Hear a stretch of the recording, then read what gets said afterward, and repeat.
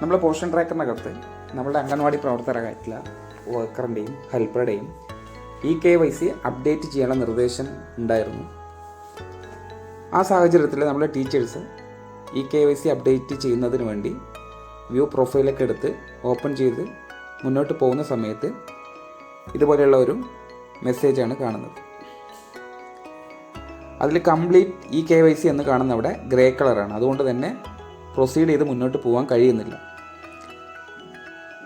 ഇത് പ്രകാരം KYC complete ചെയ്ത ഒരു ടീച്ചറുടെ പ്രൊഫൈൽ നോക്കിക്കഴിഞ്ഞാൽ ഇത് പ്രകാരമാണ് കാണാൻ സാധിക്കുക. എന്നാൽ നമ്മുടെ ഈ ഒരു ടീച്ചറുടെ പ്രൊഫൈൽ കംപ്ലീറ്റ് ആക്കാൻ കഴിയുന്നില്ല. അതിൻ്റെ കാരണങ്ങളാണ് പറയണത്. ഒന്നാമത് കാരണം ആധാർ വെരിഫിക്കേഷൻ പൂർത്തിയാവാത്ത പ്രവർത്തകരുടെയാണ് ഇത്തരത്തിൽ KYC കംപ്ലീറ്റ് ചെയ്യാൻ കഴിയാത്തത്.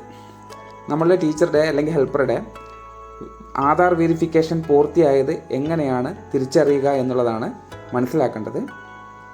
നിങ്ങളിതിൽ ശ്രദ്ധിച്ച് കാണും. ഇതിൽ ആധാർ നമ്പർ കാണുന്നുണ്ട്. ആധാർ നമ്പറിന് നേരെ കാണുന്ന 2 ഗ്രീൻ കളറിലുള്ള ടിക്ക് മാർക്ക് കാണും.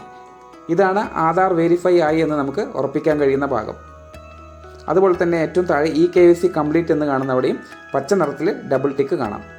എന്നാൽ ഇതിലേക്ക് നോക്കുക, അത്തരത്തിലുള്ള ഓരോ ആധാർ വിവരങ്ങളും അവിടെ കാണുന്നില്ല. KYC കംപ്ലീറ്റ് ചെയ്യാനുള്ള സാഹചര്യം നിലനിൽക്കുന്നില്ല. അപ്പോൾ ആദ്യം ചെയ്യേണ്ടത് നിങ്ങളുടെ പ്രൊഫൈലിൽ ആധാർ വെരിഫൈ ചെയ്യുക എന്നുള്ളതാണ്.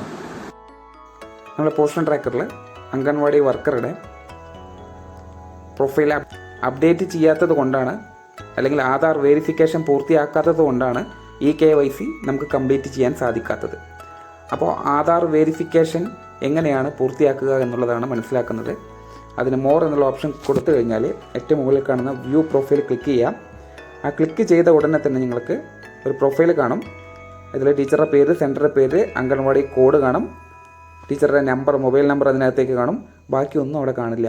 അംഗൻവാടി വർക്കറുടെ ആധാർ വെരിഫൈഡ് ആണെങ്കിൽ അവിടെ ആധാർ നമ്പർ നിങ്ങൾക്ക് കാണാൻ സാധിക്കും. അതുപോലെ തന്നെ ഡബിൾ ടിക്കും കാണാം. എന്നാൽ ഈ പ്രൊഫൈലിനകത്ത് ഇതൊന്നുമില്ല. അതിനർത്ഥം ആധാർ വെരിഫിക്കേഷൻ പൂർത്തിയായിട്ടില്ല എന്നുള്ളതാണ്.